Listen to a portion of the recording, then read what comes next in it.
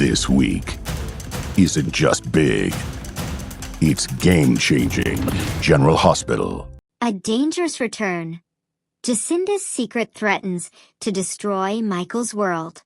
Port Charles had always been a city of secrets, but on this particular night, it felt like the past itself had returned with unfinished business.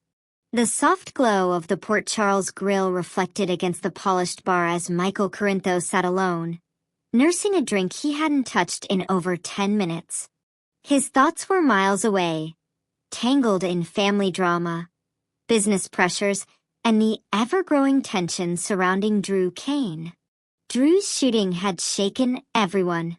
The questions, the whispers, the suspicion, it all lingered like smoke in the air. No one knew who to trust anymore. That's when she walked in. Jacinda Bracken. Michael didn't know her name yet, of course. To him, she was just a striking woman with an air of mystery. Someone who didn't quite belong, yet somehow commanded attention the moment she stepped into the room. She met his eyes briefly, and that was all it took. A chance encounter, or a calculated move. Mind if I sit? Her voice was smooth, confident. Michael gestured to the empty stool beside him. Be my guest. What started as small talk quickly turned into something more engaging. She was charming, effortlessly so. Her laugh came easily, but her eyes seemed to be studying him, calculating every reaction. Michael, usually cautious, found himself letting his guard down. You're not from around here, are you? He asked. Jacinda smiled faintly. Is it that obvious?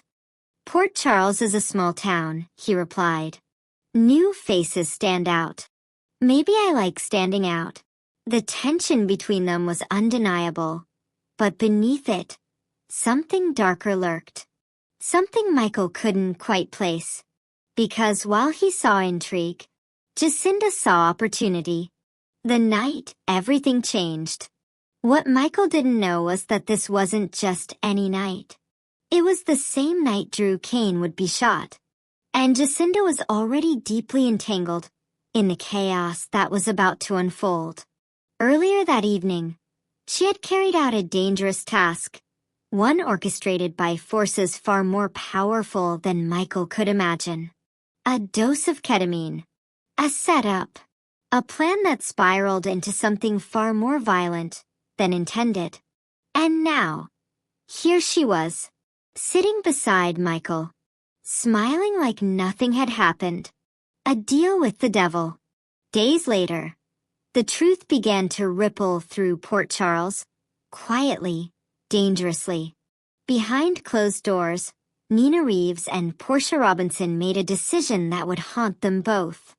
Jacinda was a liability. She knows too much, Portia whispered, pacing anxiously. Nina nodded, her expression tight. Then we make sure she disappears. Money changed hands. A payoff, large enough to ensure silence. Jacinda took it, without hesitation. She wasn't loyal. She wasn't afraid. She was practical. Within hours, she was gone. Destination, Australia. Or so everyone believed. The calm before the storm. Life in Port Charles slowly returned to a fragile normal. Drew recovered, though questions about that night still lingered. Michael tried to move on, pushing aside the strange connection he'd felt with the mysterious woman from the bar. But something didn't sit right. He couldn't explain it. Just a feeling. A sense that their meeting hadn't been random at all. Meanwhile, Curtis Ashford was digging. Relentlessly. Jacinda Bracken had become the missing piece of a puzzle he was desperate to solve. If we find her, Curtis told his confidants, we can control the narrative. Control the narrative. In Port Charles, that was everything. The plan to bring her back. Curtis's idea was simple, but dangerous. Find Jacinda. Convince her to return. and have her make false claims about Drew. It was a long shot, but desperation had a way of making risky plans seem reasonable. She's already taken money once, Curtis argued. She'll do it again. But he underestimated one thing. Jacinda didn't like being controlled. A shocking return. Weeks passed. No sign of Jacinda. Until one evening, Michael walked into the Metro Court lobby and froze. There she was. Alive. Back. And looking just as captivating and dangerous as ever. "Miss me," she said softly. Michael's heart skipped a beat. "You left," he said, confusion written all over his face. No explanation. Nothing. Jacinda tilted her head. "People leave all the time, Michael." "Yeah," he replied, "but they don't usually come back." Her smile deepened. "Maybe I'm not like most people." Secrets begin to unravel.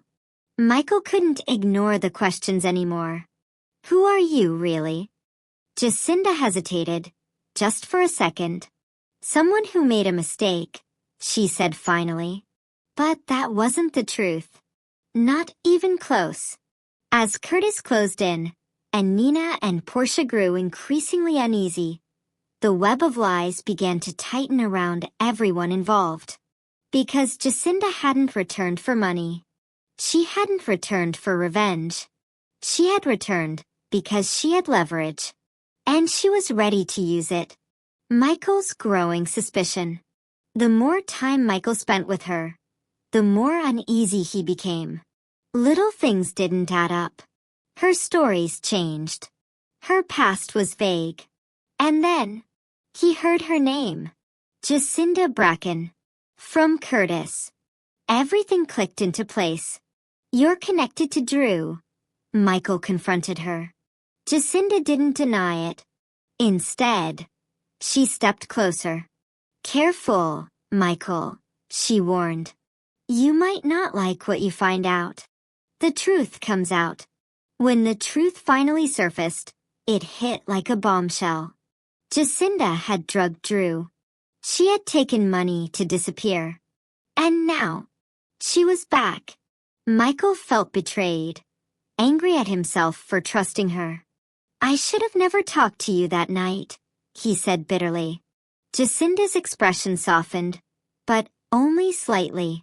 "Maybe," she admitted, "but then you wouldn't know the truth." "And what truth is that?"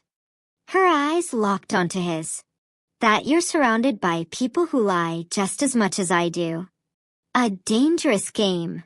As tensions escalated, Jacinda revealed her final card. She had evidence. Proof of everything. Names. Payments. Plans. And she wasn't afraid to use it. "If I go down," she told Nina and Portia, "you're coming with me." Panic spread quickly. Because Jacinda was no longer just a problem. She was a threat. Michael's impossible choice. Caught in the middle, Michael faced an impossible decision.